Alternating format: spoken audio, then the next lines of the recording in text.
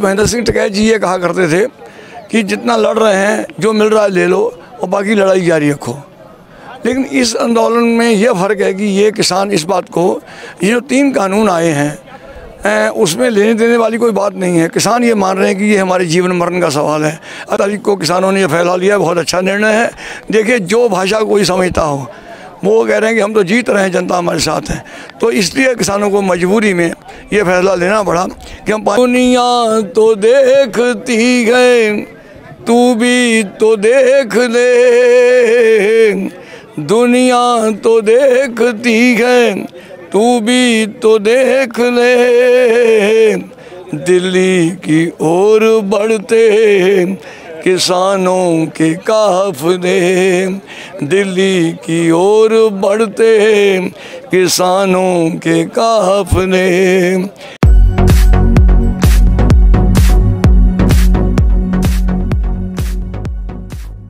नमस्कार, मैं आपका एमडी नासिर और आप देख रहे हैं AR न्यूज़। अभी मैं मौजूद हूं गाजीपुर बॉर्डर पे।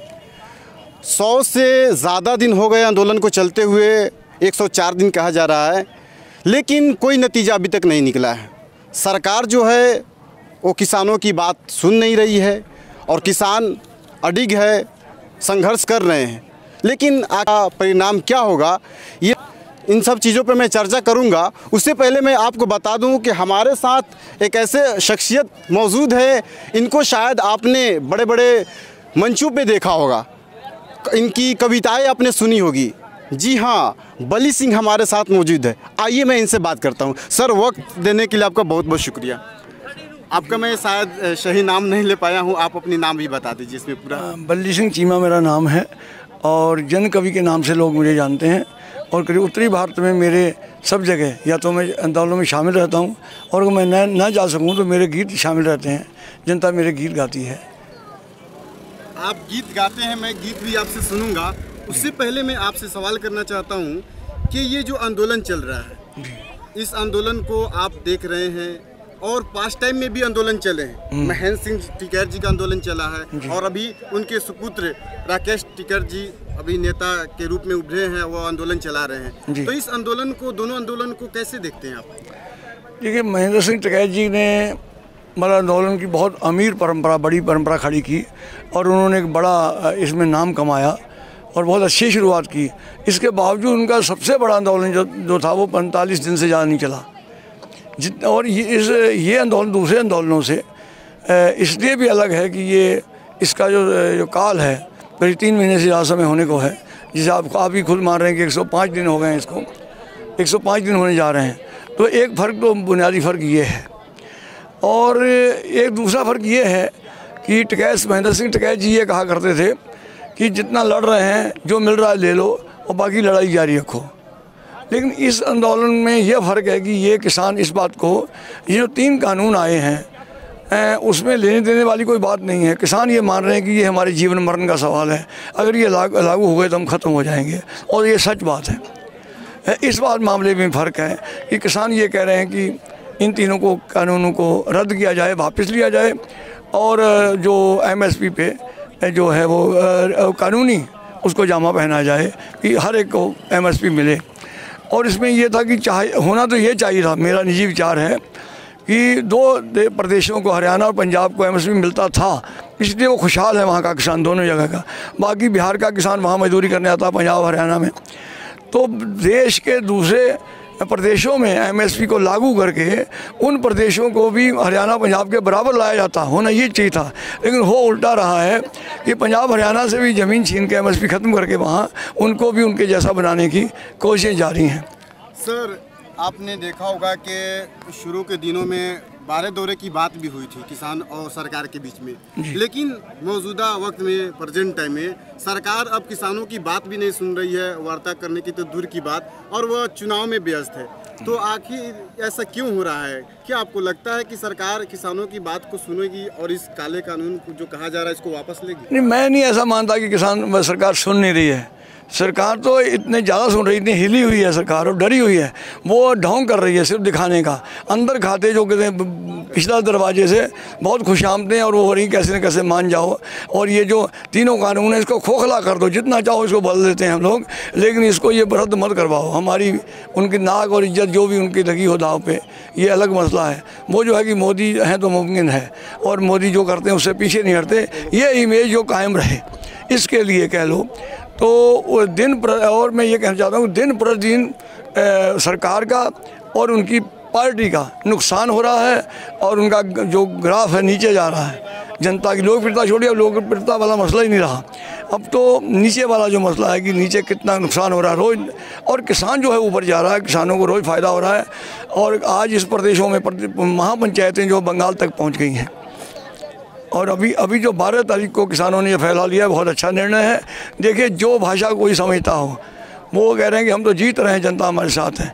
तो इसलिए किसानों को मजबूरी में ये फैसला लेना पड़ा कि हम 5 प्रदेशों में जाएंगे और आपको बताएंगे कि ये लोग किसान विरोधी हैं, इनको वोट मत दो।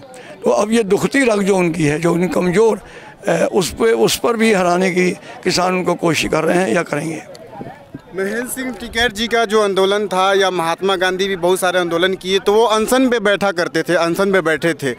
तो क्या आपको लगता है कि अब किसान नेताओं को अनशन पे बैठ जाना चाहिए? कैसी बात कर रहे हो? अनशन तो किसान तो 3 लाख से ज़्यादा किसान पिछले 2 दशकों में मर चुके हैं, आत्महत्या कर चुके हैं। तो जो आदमी आत्महत्या करता है उन्हें मरने के डर है, लेकिन वो किसान तो लड़कर मरना जानता है या निराशा में मरेगा। लेकिन भूख हड़ताल से तो पहले ही भूखे मर रहा आदमी, वो क्या भूख हड़ताल रखेगा?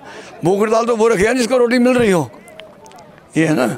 हाँ, लेकिन जो इनको जो खुशहाली दिखाई दे रही है, देखिए वो एक तो उसकी वजह ये है हरियाणा और पंजाब में कि उनको MSP मिल रही है, एक तो ये है।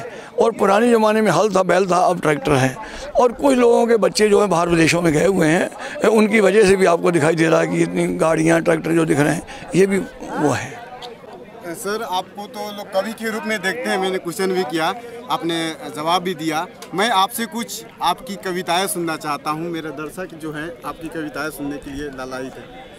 यदि एक मैंने बहुत पहले, अभी कुछ दिन पहले मैंने की, जब वो 28 वाली घटना हुई, हमारे नेता राकेश टिकैत जी जो भावुक हो गए थे, और वो उनके आंसुओं का असर था, एक टर्निंग पॉइंट था आंदोलन का।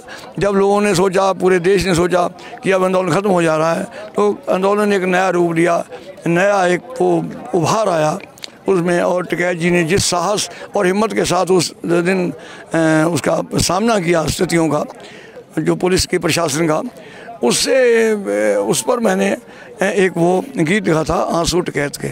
तो वो काफ़ी वायरल हुआ है और लोगों ने सुना है। उसकी अगली कड़ी में मैंने, असल में टिकैत जी एक प्रतीक थे किसानों का, और वो जो उनकी आंखों में आंसू थे वो पूरे देश के किसानों के आंसू हैं, और वो आंसू अब गुस्से में बदल चुके हैं। ये मेरा मानना इस गीत में है। ये तो ये मैं आपको सुनाता हूँ।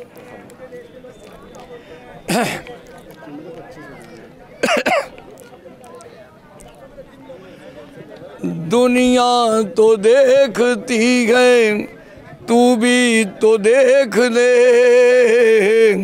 दुनिया तो देखती है, तू भी तो देख ले। दिल्ली की ओर बढ़ते किसानों के काफ़िले, दिल्ली की ओर बढ़ते किसानों के काफ़िले। दुख सिर पे आ पड़े हैं, दुख सिर पे आ पड़े हैं सारे जहान के। गुस्से में आ गए हैं आंसू किसान के। तूफान बन गए हैं आंसू किसान के। किसान को है चिंता सारे जहान की। सड़कों पे आ गई है पीड़ा किसान की। किसान को है चिंता सारे जहान की। सड़कों पे आ गई है पीड़ा किसान की। संसद में गूंजते हैं मुद्दे किसान के। गुस्से में आ गए हैं आंसू किसान के, तूफान बन गए हैं आंसू किसान के।